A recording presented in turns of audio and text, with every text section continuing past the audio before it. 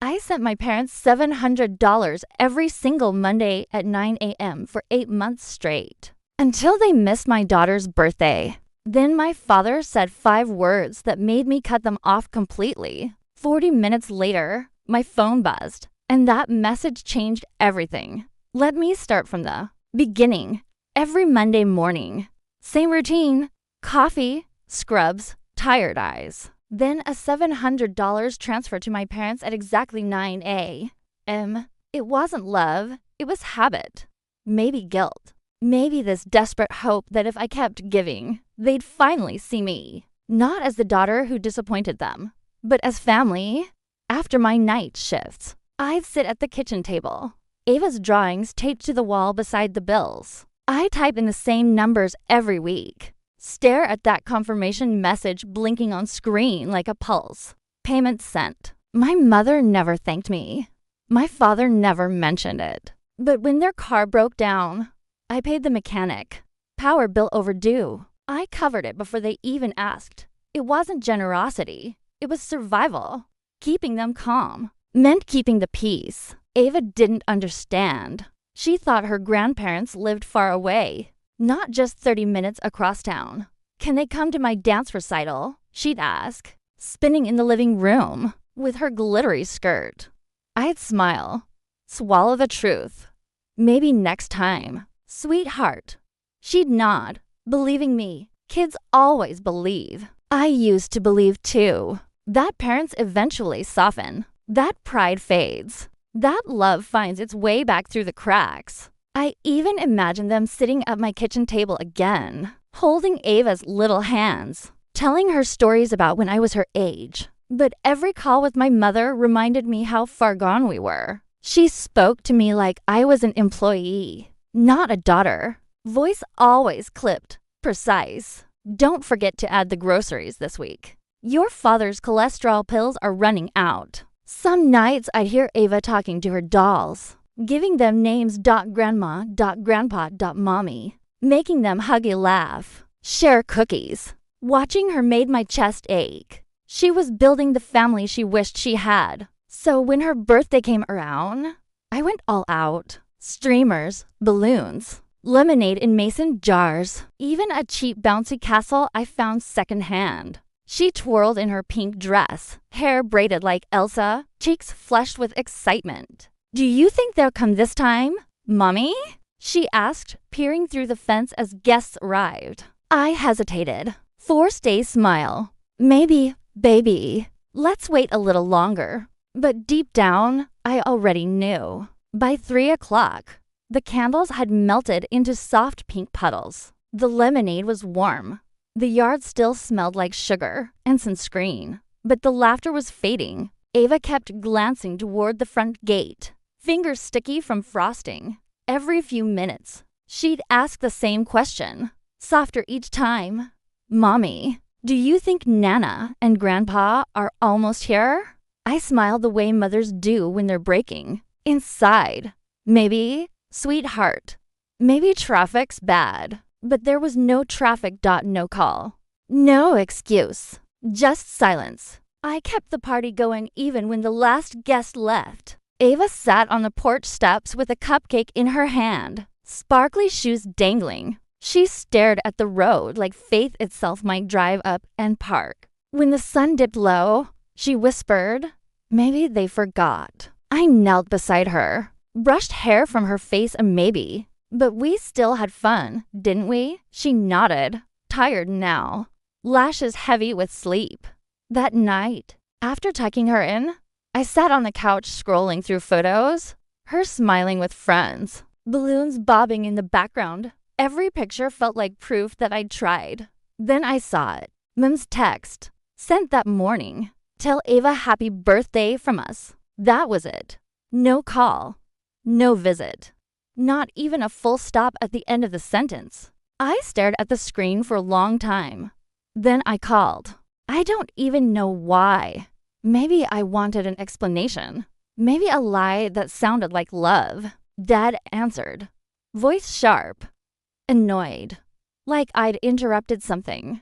What is it, Penelope? Why didn't you come today? A pause. A sigh heavy with contempt. We didn't feel like it. Dad, I said quietly.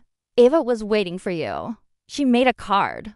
Another pause. Then the sentence that split my world clean in half. Your child means nothing to us. For a moment, all I heard was the low hum of the refrigerator, the blood pounding in my ears. My body went cold before my mind caught up. What did you just say? He didn't repeat it. He just hung up.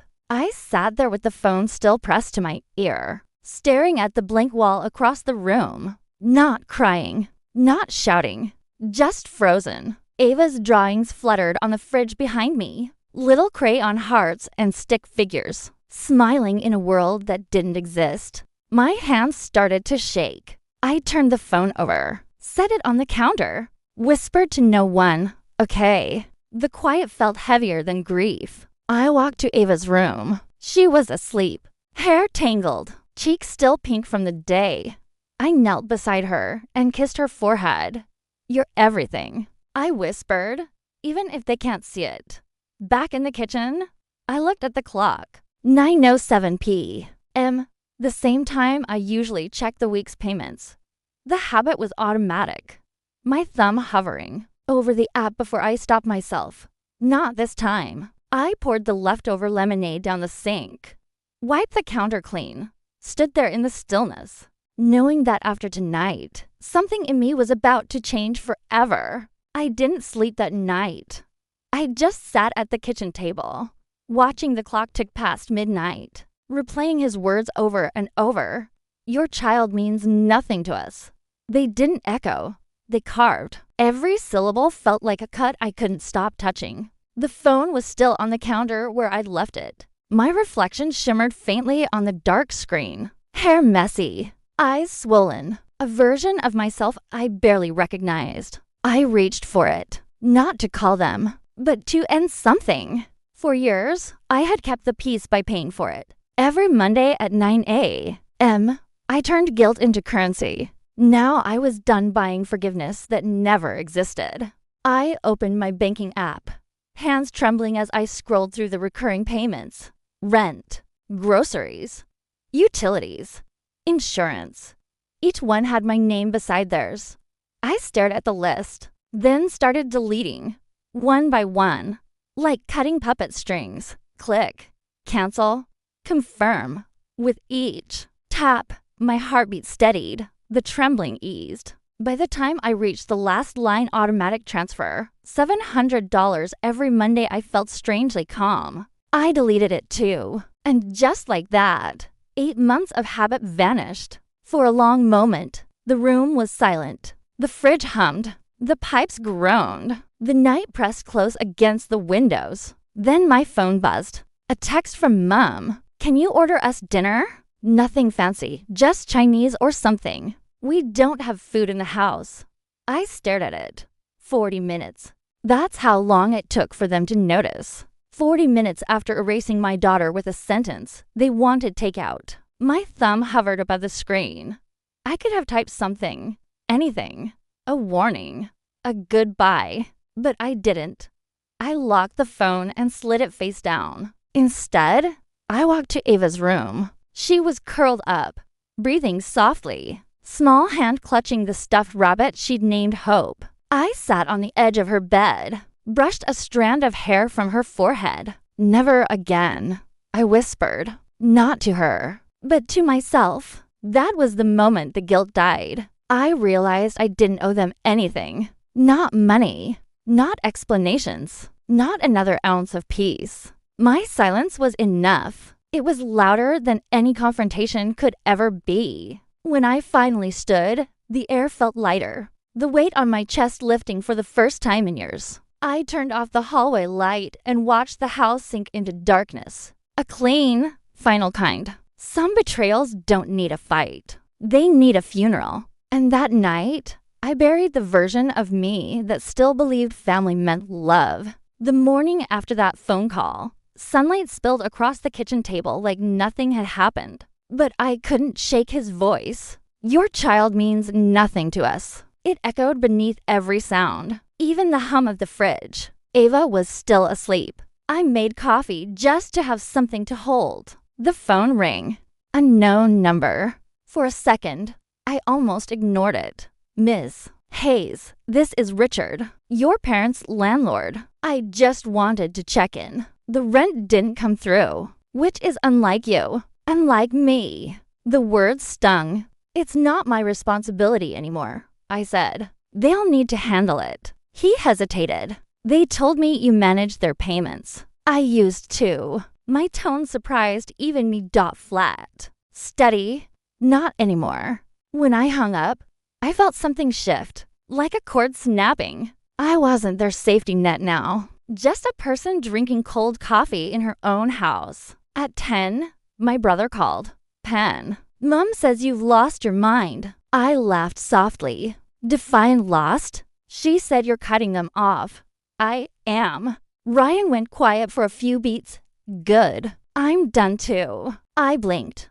What? I've been sending them money, he admitted. Not as much as you. A few hundred a month. Groceries, petrol, little things. I thought maybe if we both helped, they'd change. They never told me. I whispered. They never told me about you either, he said.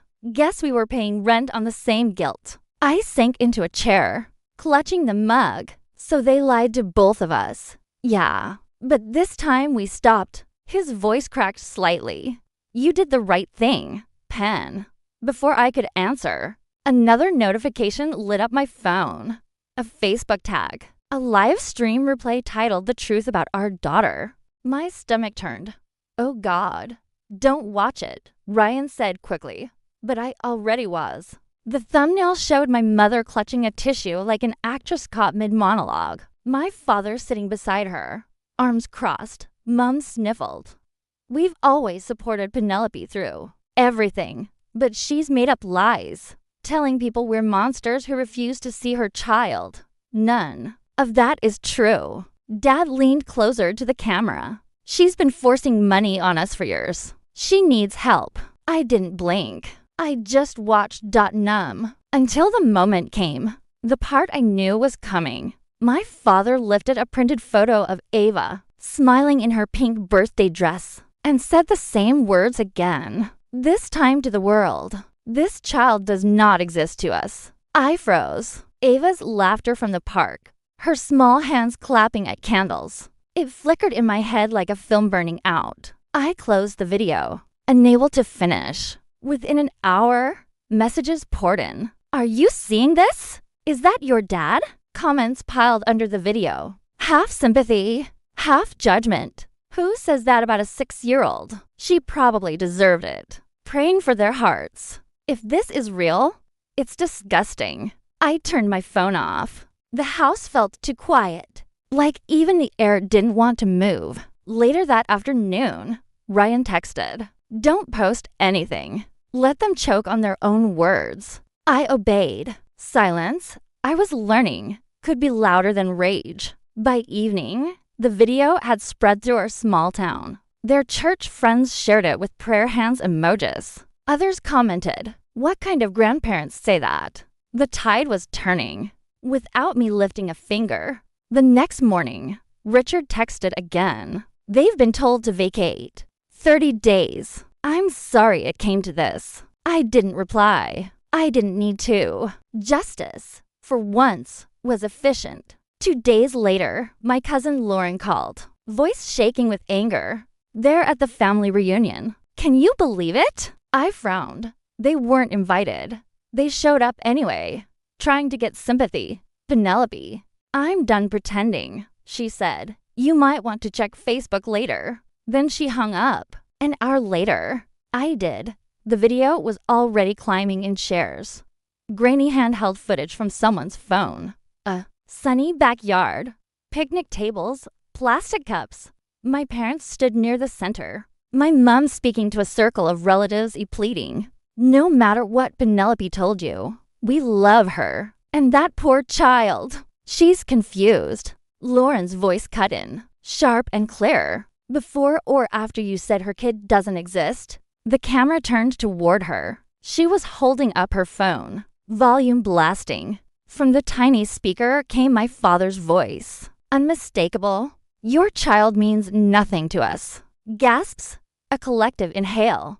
My mother froze mid-sentence. My father's face drained of color. The whole yard fell silent, except for a lawnmower humming somewhere in the distance. Then Uncle James stood up slowly, voice calm but firm. If that's how you treat your granddaughter, you don't belong here. No one argued. No one comforted them. They left without a word. Faces pale, eyes down. The camera panned back to Lauren.